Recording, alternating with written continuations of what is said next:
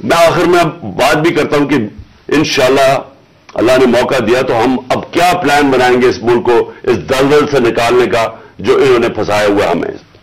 अब मैं जो अगली बात करना चाहता हूं वो ये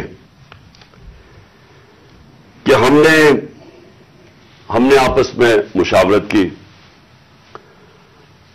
मैंने पहले कोशिश की कि हमारी जो मार्च है आजादी मार्च, हकीकी आजादी की मार्च, हमारी कोशिश ये थी कि हम इनको गवर्नमेंट को बताएं कि इस वक्त कौम किधर खड़ी है।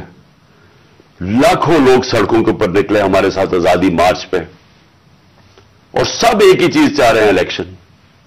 आज ओपिनियन पोल है कि 70% पाकिस्तानी, सर्वे के मुताबिक 70% पाकिस्तानी कह रहे हैं इलेक्शन करवाओ। हमने आजादी मार्च भी यही की। हमने गवर्नमेंट को कि एक आइन के अंदर रह के हमने उनको प्रेशर डालने की कोशिश की कि देखें ये अवाम इधर खड़ी हुई है और आप सिर्फ कि जी हमारे करप्शन के केसेस माफ हो जाए या नवाज शरीफ को पाक कर दें और फिर वो कोई नेल्सन मंडेला पाकिस्तान आ जाए और इसके लिए मुल्क डूबता जाए, लेकिन आपको सिर्फ एक ही करप्शन का पड़ा हुआ था। मैं सिर्फ एक आपको चाहता हूं कि क्लिप जरूर देखें। ये जिस दिन 2 दिन पहले यानी मैं ऑफिस से गया 9 अप्रैल को, ये 8 अप्रैल को, इस पिछली अप्रैल को मैंने ये क्लिप रिकॉर्ड आवाम से खिताब किया था। मैं सिर्फ चाहता हूं ये आप देख लें कि ये नहीं कि मुझे नहीं पता था कि क्या होगा या ये जो हुआ है ये हमें पता नहीं था, ये होना था। और इसके ऊपर मैंने 2 दिन पहले इक़्तिदार छोड़ने से पहले ये जरा क्लिप जरा देख लें। इसी तरह बस पावर मिल जाए ताकि फिर से पहले जो NRO 1 बना था इनको सारों ने इन्होंने मिलकर जो चोरी की जनरल मुशर्रफ ने NRO दे दिया।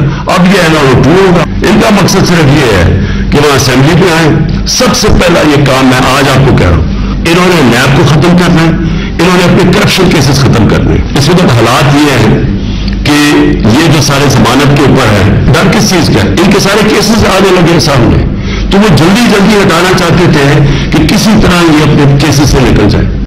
अब ये सारा ये जो मुद्दा इकट्ठा हो जाएगा और सिर्फ एक मसला किसी तरह बस पावर मिल जाए ताकि फिर से पहले जो NRO 1 बना था इनको सारों ने इन्होंने मिलकर जो चोरी की जनरल मुशर्रफ ने NRO दे दिया। अब ये NRO 2 होगा। इनका मकसद सिर्फ ये है कि वहां असेंबली पे आए। सबसे पहला ये काम मैं आज आपको कह रहा हूं, इन्होंने नैब को खत्म करना है, इन्होंने अपने करप्शन केसेस खत्म करने हैं। इस वक्त हालात ये हैं कि ये जो सारे जमानत के ऊपर है, डर किस चीज का है, इनके सारे केसेस आने लगे सामने, तो वो जल्दी जल्दी हटाना चाहते थे कि किसी तरह ये अपने केसेस से निकल जाए। अब ये सारा ये जो मुद्दा इकट्ठा हो जाएगा और सिर्फ एक मसला किसी तरह बस पावर मिल जाए ताकि फिर से पहले जो NRO 1 बना था इनको सारों ने इन्होंने मिलकर जो चोरी की जनरल मुशर्रफ ने NRO दे दिया। अब ये NRO 2 होगा। इनका मकसद सिर्फ ये है कि वहां असेंबली पे आए। सबसे पहला ये काम मैं आज आपको कह रहा हूं, इन्होंने नैब को खत्म करना है, इन्होंने अपने करप्शन केसेस खत्म करने हैं। इस वक्त हालात ये हैं कि ये जो सारे जमानत के ऊपर है, डर किस चीज का है, इनके सारे केसेस आने लगे सामने, तो वो जल्दी जल्दी हटाना चाहते थे कि किसी तरह ये अपने केसेस से निकल जाए।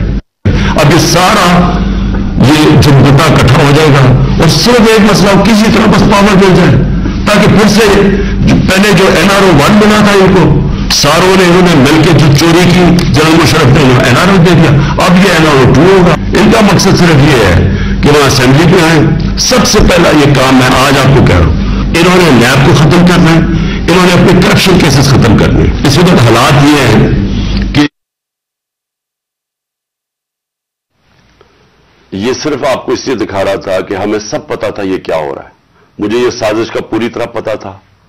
मुझे मेरे हटने से 1 साल पहले का अंदाजा हो गया था कि ये शहबाज शरीफ को तैयार किया जा रहा है लाने के लिए।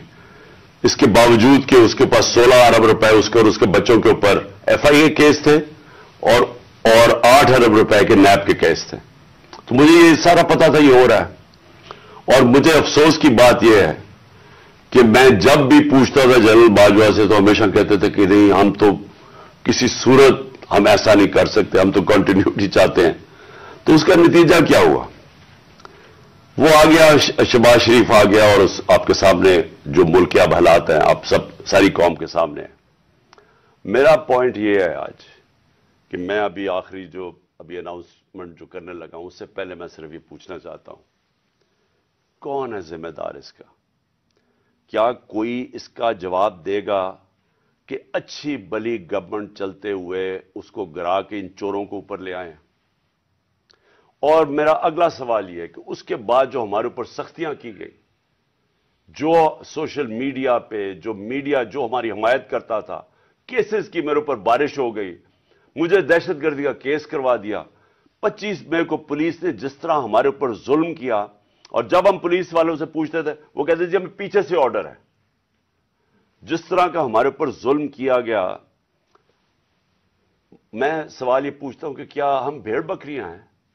ہم کیڑے مکوڑے ہیں کہ آپ جب فیصلہ کریں پہلے آپ، اور میں نے آپ کے کانوں سے، جنرل باجوہ کے کانوں سے سنا کہ یہ کرپٹ ہے، اب آپ نے فیصلہ کیا کہ یہ ٹھیک ہو گئے ہیں، اور آپ نے فیصلہ کیا کہ جناب یہ آپ ملک کو ٹھیک کریں گے، تو کیا ہم وہ کیڑے مکوڑے ہیں کہ جدھر آپ بھیڑ بکریوں کو دھکیلیں گے ہم ادھر چلے جائیں گے؟